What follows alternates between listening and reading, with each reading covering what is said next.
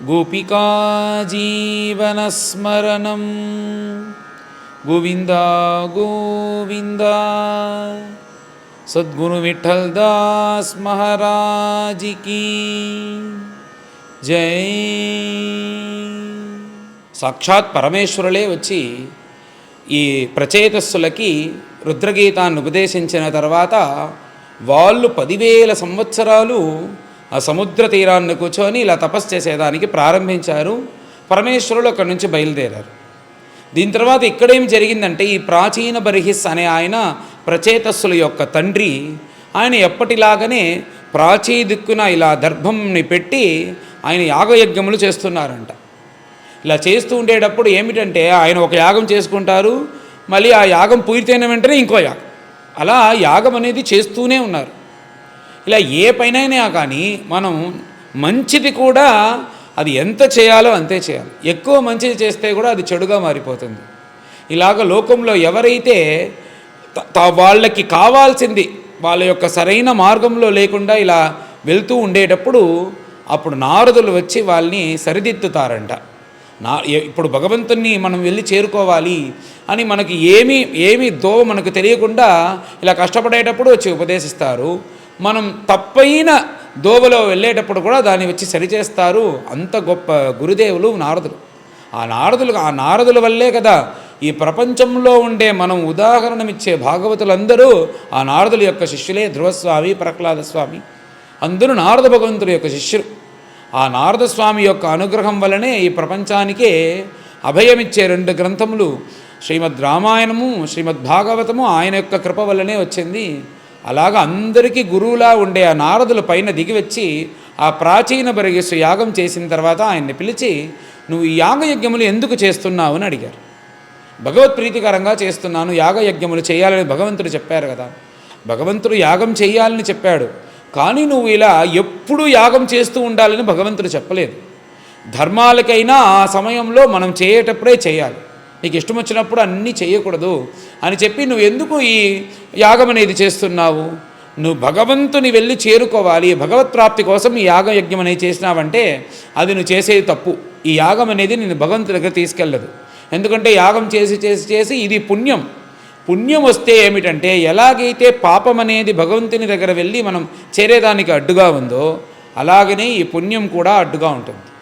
అందుచేత నువ్వు చేసే యాగములు కూడా భగవత్ ప్రాప్తికి ఇది నీకు సహాయపడదు అని చెప్పిన వెంటనే ప్రాచీన బర్హిస్సు నారదులకు నమస్కరించి, నాకు మీరు గొప్ప ద్వారమును చూపాలి, నేనేదో భగవత్ ప్రీతికరంగా చేస్తున్నాను, ఏది మంచిది ఏది చెడు అని నాకు చెప్పి మీరు పైన భగవత్తత్వాన్ని ఉపదేశం చేయాలి అని ప్రార్థించిన వెంటనే నారద భగవంతులు పైన ప్రాచీన బర్హిస్సును చూసి మాట్లాడారు.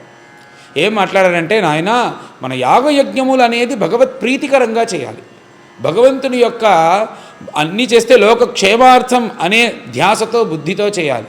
ఎందుకంటే యాగం చేసేటప్పుడు ఒక పశువుని హింసించాలి. పశువు అంటే ఆ యాగానికి కావాల్సినది ఏదో ఆ యాగ పశువు అని పేరు, అది ఏదైనా సరే దాన్ని హింసించే దాంట్ నుంచి ఒక అవయాన్ని తీసి యాగయజ్ఞంలో చేయాలి. అప్పుడు చేసేటప్పుడు జీవహింస అనేది ఉంది కదా, కానీ ఇది శాస్త్రోక్తం. నువ్వు కానీ ఈ చేసే ధర్మముని భగవత్ ప్రీతికరంగా లోకక్షేమార్థం ఇలా చెయ్యకపోతే ఇవి ఏమిటంటే ఇది హింసగా మారుతుంది. అప్పుడు నీ ఇన్ని యాగములు చేస్తావు కదా, ఎన్ని పశువులు నీ హింసించినావో ఆ పశువులన్నీ నువ్వు చనిపోయిన తర్వాత పరలోకంలో కాచుకుంటూ ఉంటుందంట.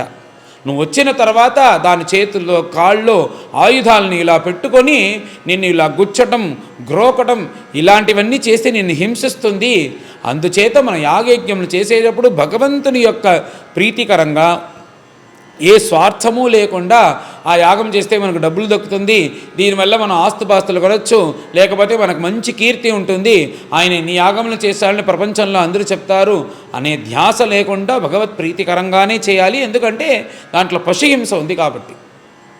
ఇలా అన్ని విషయాలను చెప్పి, అందుచేత పైన నేను ఒక ఉపాఖ్యానం చెప్తాను, దీనిని శ్రద్ధగా విను, దీని తర్వాత నేను భగవతత్వమును ఉపదేశం చేస్తాను అని ఆ ప్రాచీన బర్హిస్సు దగ్గర అని తర్వాత పైన ఆయన ఒక చరిత్రాన్ని ప్రారంభించారు. అదే పురంజన ఉపాఖ్యానం.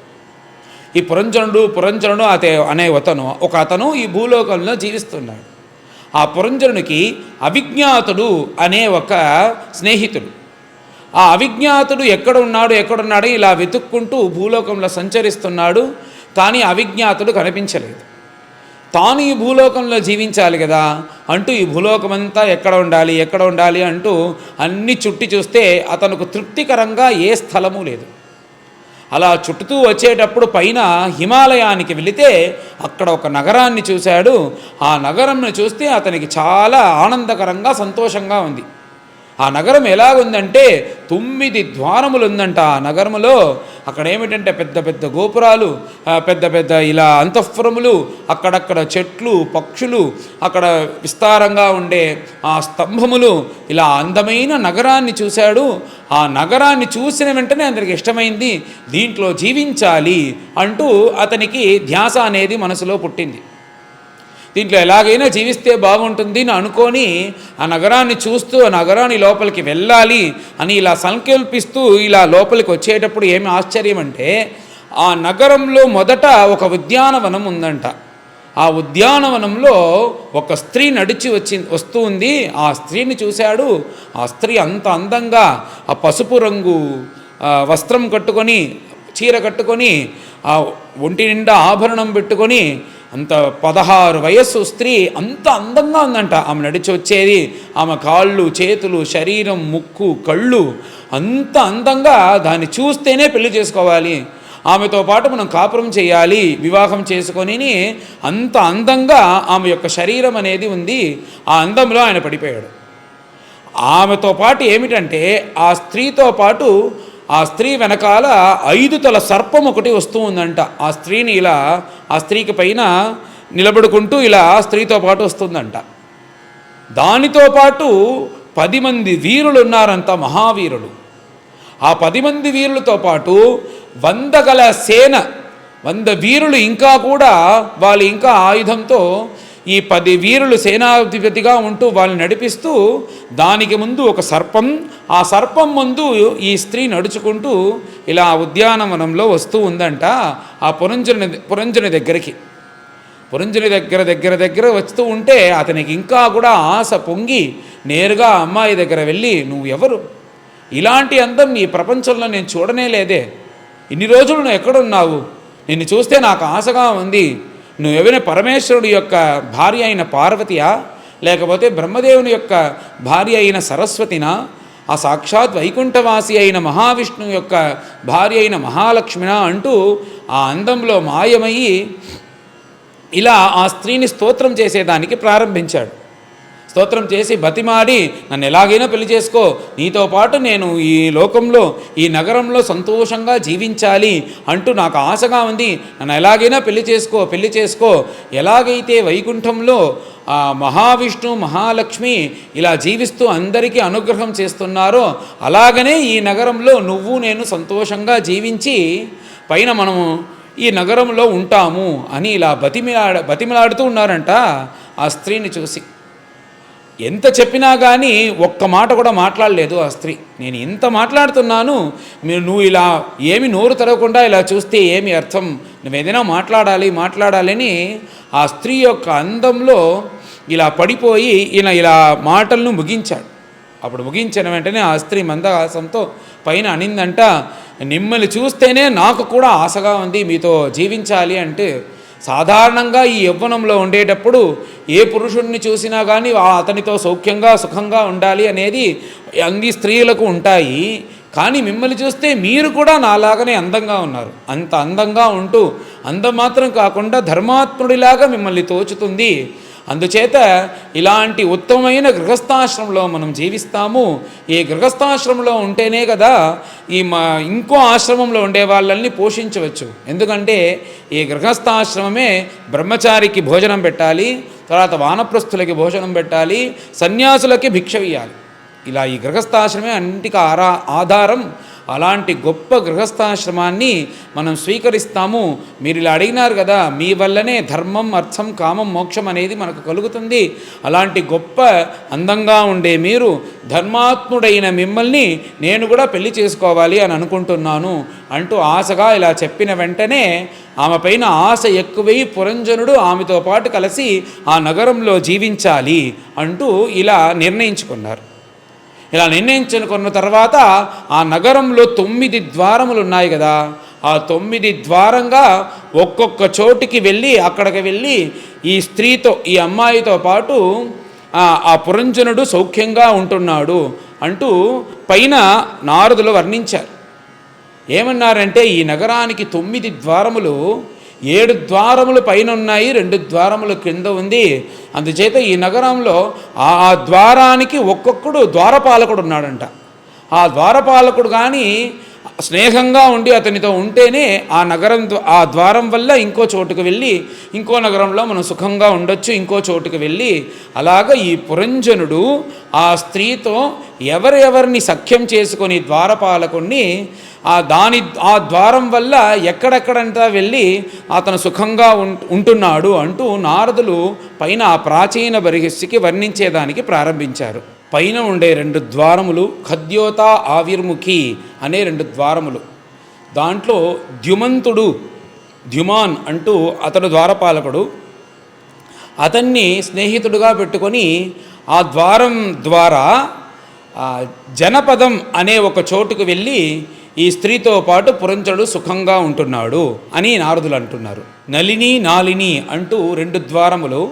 ఆ 2 ద్వారపాలకుడు ఎవరంటే అవధూతుడు అని పేరు. ఆ అవధూతిని ద్వారా నలిని నాలిని అనే ద్వారం ద్వారా లోపలికి వెళ్ళి సౌరభం అనే ఒక చోటుకి వెళ్ళి ఈ పురంజనుడు ఆ స్త్రీతో పాటు సుఖంగా ఉంటున్నాడు. మధ్యలో ముఖ్య అనే ఒక ద్వారం. ఆ ద్వారపాలకుడు ఏమంటే రసజ్ఞుడు. ఆ రసజ్ఞుని ద్వారా ఆపన, బహూదన అంటూ ఒక చోటుకు వెళ్ళి ఆ చోటులో పురంజనుడు ఈ స్త్రీతో పాటు సుఖంగా ఉంటున్నాడు అని నారదులు వర్ణించారు. తర్వాత దక్షిణ దిక్కున పితుహు అనే ద్వారం.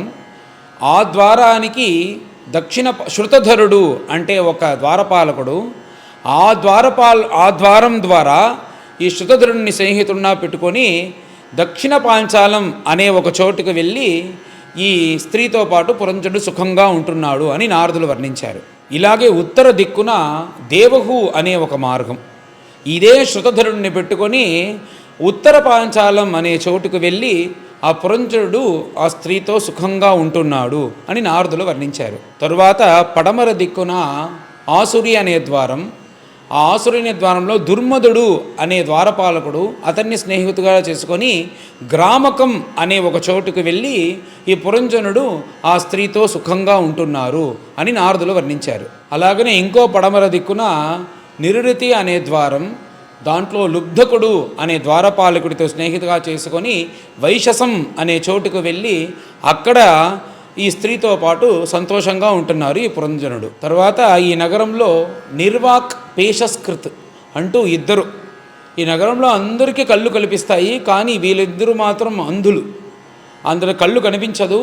అలాగ కళ్ళు కనిపించిన వీళ్ళతో పాటు కూడా ఈ పురంజనుడు ఆ నగరంలో సుఖంగా ఉంటున్నాడు. ఇలాగ అన్ని ద్వారముల్లో ఆ పురంజనుడు వాళ్ళని స్నేహితులుగా పెట్టుకొని సుఖాన్ని అనుభవిస్తూ ఆ స్త్రీతో పాటు ఇలా అనుభవిస్తూ ఆ స్త్రీని పెళ్లి చేసుకొని అదే తన సర్వస్వం అంటూ ఆ స్త్రీ పైన అంత ఆశ పెట్టాడంట ఆ పురంజనుడు.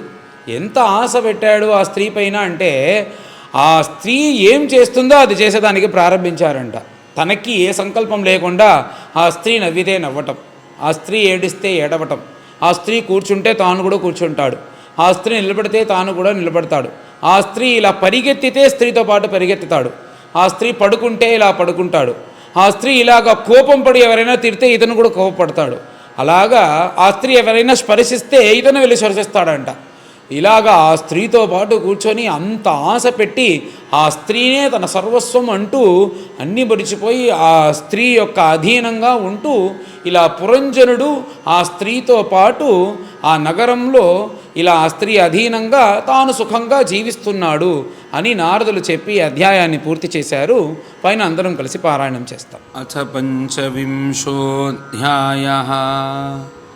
మైత్రేయోవాచ ఇతి సందిశ్య భగవాన్ బార్హిషదైః అభిపూజితః పశ్యతాం రాజపుత్రాణాం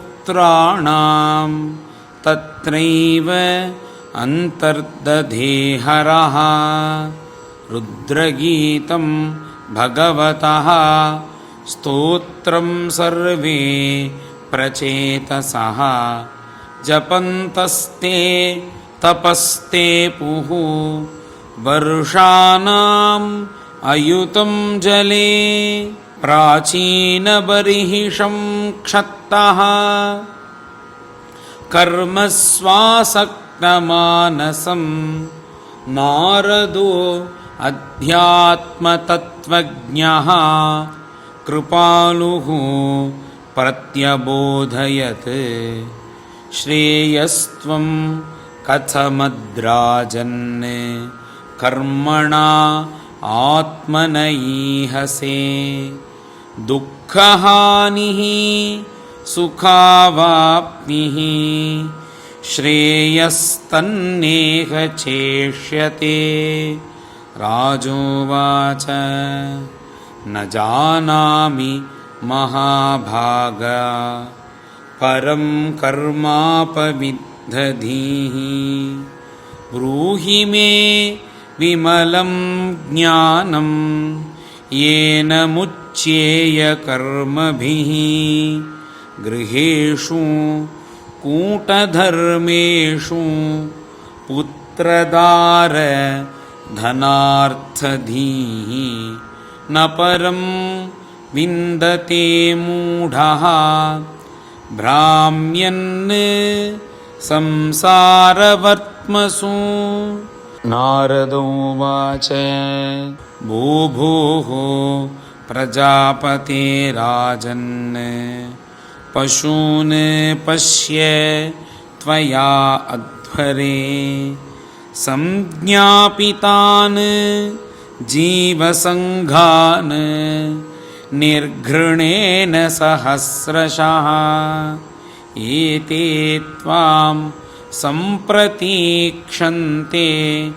स्मरन्तः ईशसं तव सम्परेतमयः कूटैः छिन्दन्ति उत्थितमन्यवः अत्र ते कथयिष्येमुम् इतिहासं पुरातनम् पुरञ्जनस्य चरितं निबोध गदतो मम आसीत् पुरञ्जनो नाम राजा राजन् बृहच्छ्रवाः तस्य अविज्ञातनामासीत्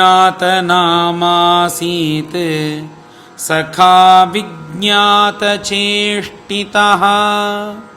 सोऽन्वेषमानः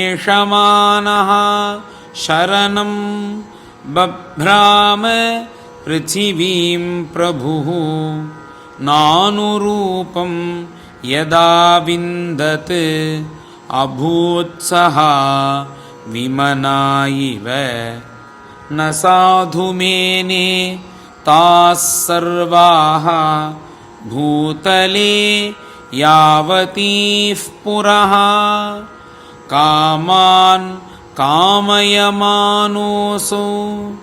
तस्य तस्योपपत्तये स एकदा हिमवतः दक्षिणेषु अथ सानुषु ददर्श नवभिः द्वारभिः पुरं लक्षितलक्षणां प्राकारोपवनाट्टाल परिखैः अक्षतोरणैः स्वर्णरौप्यायसैः शृङ्गैः संकुलां सर्वतो गृहैः नीलस्फटिकवैदूर्य मुक्तामरकतारुणैः क्लृप्तहर्म्यस्थलीं दीप्तां श्रिया भोगवतीमिव सभाचत्वररथ्याभिः आक्रीडायतणापणैः चैत्यध्वज पताकाभिः युक्तां विद्रुमवेदिभिः पुर्यास्तु बाह्योपवने दिव्यद्रुमलताकुले नदत् विहङ्गालिकुल कोलाहलजलाशये हिमनिर्झर विपृष्मत् कुसुमाकरवायुना चलत्प्रवालविटप नलिनीतटसम्पदी नानारण्य मृगव्रातैः अनाबाधे मुनिव्रतैः आहूतं मन्यते पान्थः यत्र कोकिलकूजितैः यदृच्छया आगतां तत्र ददर्श प्रमदोत्तमां भृत्यैः दशभिः आयान्तीं एकैकशतनायकैः पञ्चशीर्षाहिना गुप्तां प्रतिहारेण सर्वतः अन्वेषमानां ऋषभम् अप्रौढां कामरूपिणीं सुनासां सुदतीं बालां सुकपोलां वराननां समविन्यस्तकर्णाभ्यां बिभ्रतीं कुण्डलश्रियं पिशङ्कनीवीं शुश्रोणीं श्यामां कनकमेखलां पद्भ्यां क्वणद्भ्यां चलतीं नूपुरैः देवतामिव स्तनौ व्यञ्जितकैशोरौ समवृत्तौ निरन्तरौ वस्त्रान्तेन निगूहन्तीं व्रीडया गजगामिनीं तामाह ललितं वीरः सौव्रीड स्मितशोभनां स्निग्धेन अपाङ्गपुङ्खेन स्पृष्टः प्रेमोद्भ्रमद्भ्रुवा का त्वं कञ्जपलासाक्षी कस्यासीह कुतः सती इमाम् उपपुरीं भीरु किं चिकीर्षसि शंसमे कयेते अनुपथायेत एकादश महाभटाः एतावा ललनासुभ्रू कोऽयं ते अहिः पुरःसरः त्वं ह्रीः भवान्यस्यथ वाग्रमापतिं विचिन्वती किं मुनिवद्रहो वने त्वदङ्घ्रिकामाप्त समस्तकामं क्व पद्मकोशः पतितः कराग्रात् नासांवरोः वन्यतमा भुवि स्पृक् पुरीमिमां वीरवरेण साकम् अर्हसि अलङ्कर्तुम् अदभ्रकर्मणा लोकं परं श्रीरिव यज्ञ यपुंसा यदेशमापाङ्गविखण्डितेन्द्रियं सव्रीडभाव स्मितविभ्रमद्भ्रुवा त्वयोपसृष्टः भगवान् मनोभवः प्रबाधते अचानुगृहाणशोभने त्वदाननं शुभ्रुसुतारलोचनं व्यालं विनीलालकवृन्दसंवृतम् उन्नीय मे दर्शय वल्गुवाचकं यद्व्रीडया नाभिमुखं शुचिस्मिते। श्रीनारद उवाच इत्थं पुरञ्जनं नारी याचमानम् अधीरवत् अभ्यनन्दत तं वीरं हसन्ती वीरमोहिता न विदाम वयं सम्यक् कर्तारं पुरुषर्षभा आत्मनश्च परस्यापि गोत्रं नाम च यत्कृतम् इहाद्य सन्तमात्मानं विदाम न ततः परम् येनेयं निर्मिता वीरा पुरीशरणमात्मनः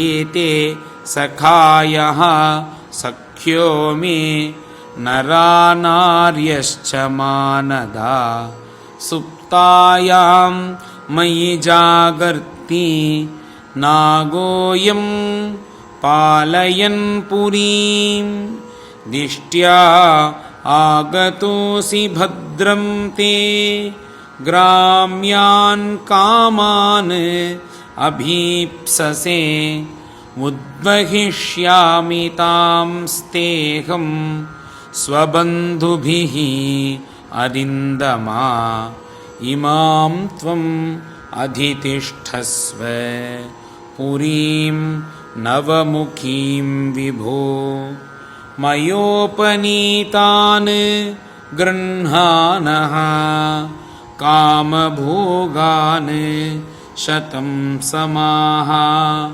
कं नु त्वदन्यं रमये ह्यरतिज्ञम् अकोविदम् असम्पराय अभिमुखम् अश्वस्तनविदं पशुं धर्मो हि अत्रार्थकामौ च प्रजानन्दो अमृतं यशः लोकाविशोका विरजा यान्न केवलिनो विदुः पितृदेवर्षि मर्त्यानां भूतानाम् आत्मनश्चः क्षेम्यं वदन्ति शरणं भवेस्मिन् यद्गृहाश्रमः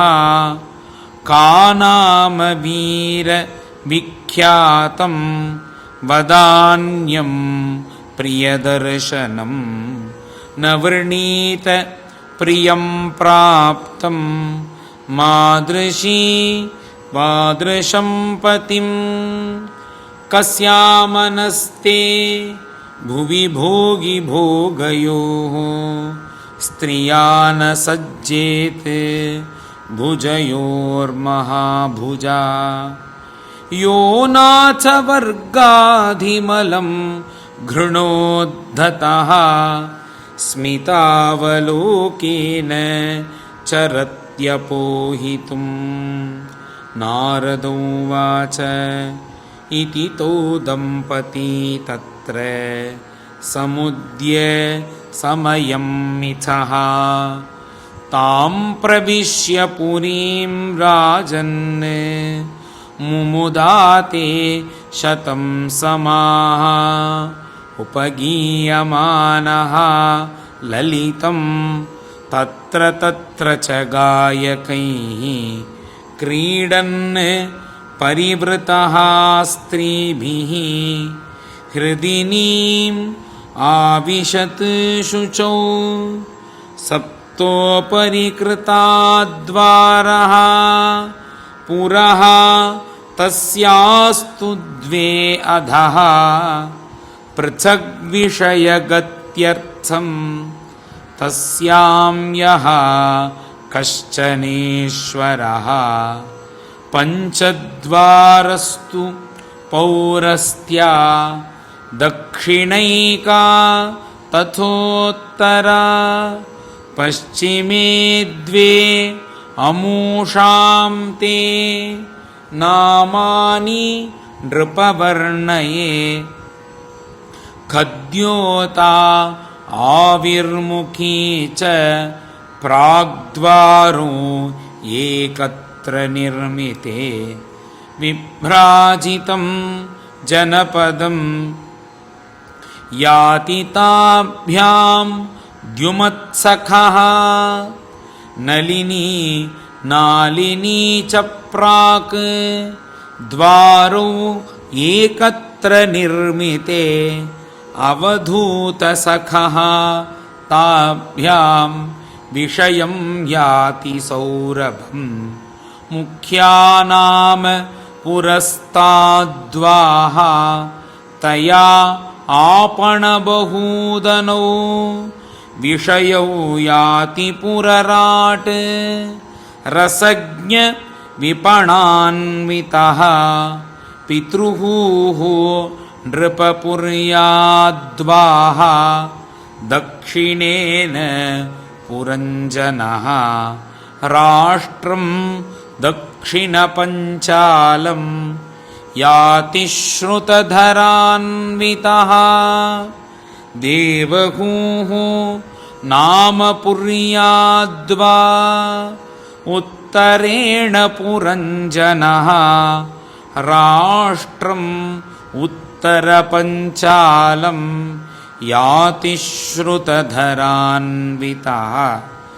आसुरीनाम पश्चाद्वाः तया याति पुरञ्जनः ग्रामकं नाम विषयं दुर्मदेन समन्वितः निरृतिः नाम पश्चाद्वाः तया याति पुरञ्जनः वैशसं नाम विषयं लुब्धकेन समन्वितः अन्धावमीषां पौराणां निर्वाक्पेशस्कृतावुभौ अक्षन्वताम् अधिपतिः ताभ्यां याति करोति च सयरिः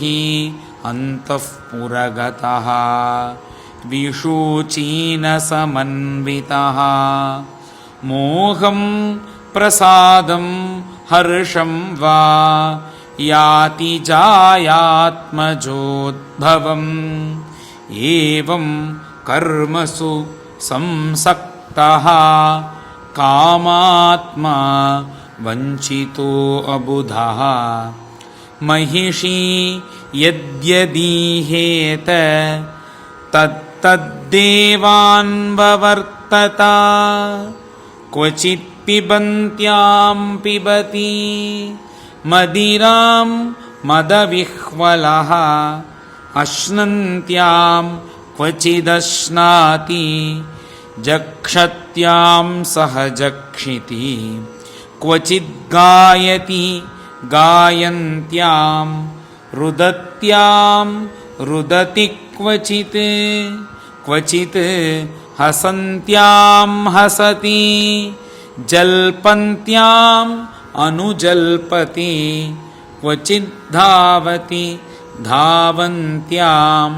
तिष्ठन्त्याम् अनुतिष्ठति अनुशेते शयानायाम् अन्वास्ते क्वचिदासतीं क्वचिच्छृणोति शृण्वत्यां पश्यन्त्याम् अनुपश्यति क्वचित् जिघ्रति जिघ्रन्त्यां स्पृशन्त्यां स्पृशति क्वचित् क्वचिच्च शोचतीं जायाम् अनुशोचति दीनवत् अनुहृष्यति हृष्यन्त्यां मुदिताम् अनुमोदते विप्रलब्धो महिष्यैवं सर्वप्रकृतिवञ्चितः नेच्छन् अनुकरोत्यग्नः क्लैब्यात् क्रीडामृगो यथा। श्रीहरये नमः। इति श्रीमद्भागवते महापुराणे पारमहंस्यां संहितायां चतुर्थस्कन्धे पुरञ्जन उपाख्याने पञ्चविंशोऽध्यायः। गोपिका जीवनस्मरणं गोविन्द गोविन्द। सद्गुरु विठ्ठलदास महाराज की जय।